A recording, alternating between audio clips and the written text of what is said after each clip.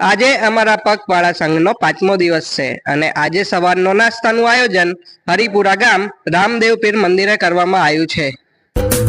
દોસા ઇડલી સાંભાર ચટણી ચટણી દોસા ઇડલી સાંભાર ચટણી ચટણી। હવે અમે પહોંચી ગયા છીએ ગમાર છાત્રાલય ધંધુકા। છાત્રાલયના વિદ્યાર્થીઓ બહુ જ દરિયાદિલ વાળા હતા। તેઓ પોતાની રૂમમાં પથારી પણ અમને આપી આરામ કરવા માટે આપી દીધી। આ વિદ્યાર્થીઓને જોઈને અમને પણ અમારી સ્કૂલ અને જૂના મિત્રોની યાદો તાજી થઈ ગઈ। આજે તો પદયાત્રીને નાની મોટી સેવા કરવાનો પણ લાભ લીધો હતો। મારી વાલી બહેનો એ તો રોજ કરતા જ હોય છે, પણ મારા વાલીડાઓ પણ બિંદાસ આપવા માટે બેસી ગયા છે। જે રાજકુમારોના ઘરવાળા અને તેમની પત્નીઓ જોવે છે તે ઘરે આ વિડીયો બતાવીને શાક અને ચપ્પુ આપી દેજો અને પોતાનું કામ કરાવી લેજો। મોરે મોડો થઈ જાય બાકી કાંઈ ન ઘટે મારા વાલા। વડોદરાથી પાળિયાદ પગપાળા સંઘ જ્યારથી ઉપડ્યો હતો ત્યારથી લઈને અત્યાર સુધી પૂજ્ય નિર્મળાબા અને પૂજ્ય ભૈલુ બાપુ આપણા સંઘના સમાચાર પૂછી રહ્યા છે અને સાથે આપણને જય વીરનાથ કહ્યું છે। નિર્મળાબા એક માની જેમ રોજ પદયાત્રીના હાલચાલ પૂછતા રહેતા હોય છે। ભૈલુ બાપુ સેવકો સતત કોન્ટેક્ટમાં રહી કંઈ પણ તકલીફ ન પડે તે માટે સલાહ સૂચન આપતા રહે છે। નિર્મળાબાને તો આપણી બહુ જ ચિંતા થાય છે અને આપણાને મળવા માટે આવતીકાલે વિહાર ફાર્મમાં પધારી રહ્યા છે। સાથે ભૈલુભાઈ પણ પદયાત્રીને પ્રોત્સાહન આપવા આવી રહ્યા છે। આજે બપોરે રસોઈમાં શ્રીખંડ, ભીંડી મસાલા, રોટલી, મરચાના ભજીયા, છાશ રાખવામાં આવ્યું છે। આવતીકાલે પૂજ્ય નિર્મળાબા અને ભૈલુ બાપુ વિહળ ફાર્મમાં આવીને આપણા હાલચાલ પૂછશે અને આપણને જે વડોદરાથી મહાકુંભની થીમ ઉપર બનાવેલો વિહળ રથનો શણગાર કર્યું છે તેની આરતી ઉતારશે અને આપણી સાથે પ્રસાદ લેશે। હવે આપણી સાથે જોડાઈ રહ્યા છે આપણા ડોક્ટર મિત્ર હેતલ કટોડિયા।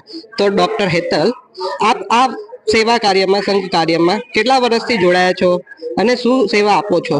હું આ સંઘમાં છેલ્લા 2 વર્ષથી જોડાયેલી છું અને આ સંઘમાં જે પદયાત્રીઓ જે પગપાળા ચાલીને આવતા હોય છે, જેના પગમાં ફરફોલા પડતા હોય છે, એને હું બેન્ડેજ કરી આપું છું। જે પદયાત્રીઓને તાવ, તરિયો, ઝાડા, ઉલટી આટલા સખત તાપની થતા હોય છે એ લોકોને હું મેડિસિન પણ આપું છું અને એ બધું મારા તરફથી નિઃશુલ્કપણે હોય છે। સંઘમાં જોડાવાનો અનુભવ બહુ જ મારો સરસ રહ્યો છે। આ પદયાત્રીઓ નથી, આ મારા પરિવારના સભ્યો છે જેની સાથે હું ચાલુ પણ છું અને એમની સેવા પણ કરું છું અને આ પ્રેરણા મને મારા પપ્પા તરફથી મળી છે। માનવ સેવા એ જ પ્રભુ સેવા છે। વાહ ડોક્ટર વાહ। વડોદરાથી પાળિયાદ પગપાળા સંઘ સમિતિ અને બધા જ પદયાત્રી તમારા સ્વર્ગવાસી પિતાજીનો, તમારા માતા તથા તમારા પૂરા પરિવારના આભારી છીએ। તમે ડોક્ટર બનીને અમારી સાથે રહ્યા, પણ અમે તમને એક સારા મિત્રની યાદગીરી આપતા જશો। આમ તો આપણે આપણા કામમાં એટલા વ્યસ્ત રહીએ છીએ, પણ તમે ડોક્ટર હોવા સાથે સાવ નિસ્વાર્થ કોઈ પણ પ્રકારની અપેક્ષા વગર અમારી સાથે આપણા સમાજ માટે કરો છો તે ધન્યવાદને પાત્ર છે। આજે અમારું રાત્રિ રોકાણ દલવાડીના ખોરડે કરવામાં આવ્યું છે। અમારો સંઘ આવતીકાલે સાંજે વિહળ ફાર્મમાં પહોંચશે। જે પણ મહેમાનો આવવાના અને તેમને વિહળ ફાર્મથી પાળિયાદ ચાલીને આવવું હોય તો આવી શકે છે। અમારા પગપાળા સંઘના નિયમ અનુસાર તમે કોટી પહેરેલા પદયાત્રીની સાઈડમાં સફેદ પટ્ટામાં ચાલવાનું રહેશે।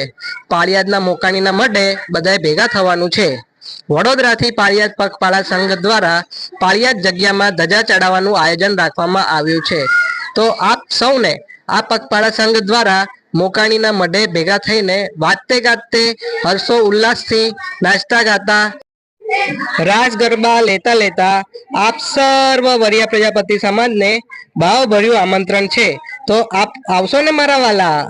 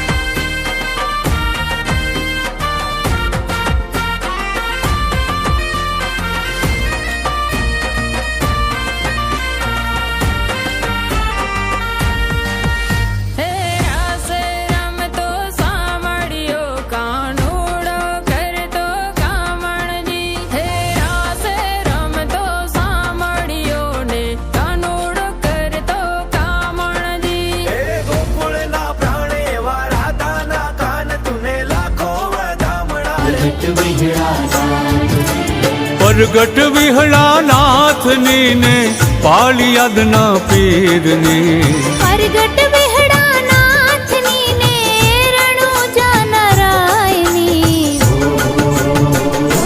આરતી પરગટ વિહળા નાથની